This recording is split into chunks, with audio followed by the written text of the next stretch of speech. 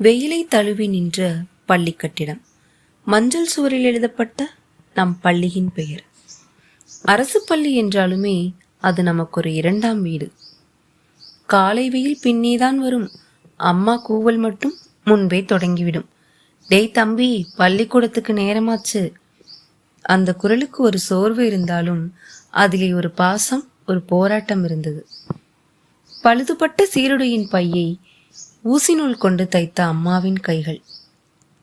நடந்தே பள்ளிக்கு சென்ற நாட்களும் இருந்தன. அப்போதெல்லாம் தொலைதூரம் கூட சுகமாகத்தான் கடந்தது. பள்ளிக்கு செல்லும் வழியில் பழைய செருப்பு சாய்ந்து போய் காலில் ஏறிய முள்ளு.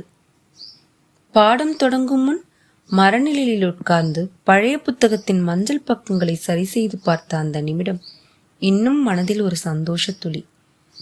நல்லா படிச்சா வாழ்க்கை மாறும் என்று சொல்லும் ஆசிரியர் குரல் இதயம் நடுங்க வைக்கும் உண்மை. பக்கத்து பெஞ்சில் யாரோ சிரித்தால் மனசோ பதறும். நம்மை பார்த்து சிரிக்கிறார்களோ என்று. பகிர்ந்து சாப்பிட்ட ஒரே ஒரு சொட்டு குழம்பு சாதம், நண்பனின் டப்பாவிலிருந்து எடுத்த திருட்டு உருண்டை. படிப்பை பாதியில் விட்டு சென்ற 1-2 நண்பர்களின் காலியான சீட்டுகளை பார்த்தாலே ஒரு பயம். வகுப்பறை சுவற்றில் கசியும் மழைநீரை பார்த்தவுடன் புத்தக பையை பாதுகாப்பாக மடி மீது வைத்து நம் சட்டையையோ பாவாடையையோ இழுத்து இழுத்து மறைத்து கொண்ட தருணங்கள். வாத்தியார் அடித்த ஒற்றை பிரம்படி இன்றளவும் வலித்து கொண்டுதான் இருக்கிறது நினைவுகளாக. பள்ளி இறுதிமணி அடிப்பதற்குள் நம் புத்தக மூட்டைகளை ரெடியாக எடுத்துக்கொண்டு காதுகளை மணி சத்தத்திற்காக கவனமாக வைத்திருந்த நாட்கள்.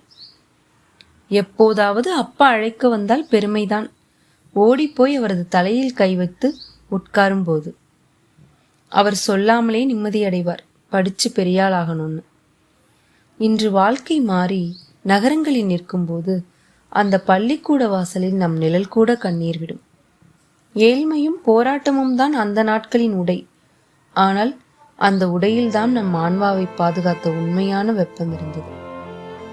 இவற்றில் எதையுமே மறக்க முடியாது. உங்களுக்கு முதல் வகுப்பு எடுத்த ஆசிரியரின் பெயர் நினைவிருந்தால் கமெண்டில் பதிவு செய்யுங்கள்.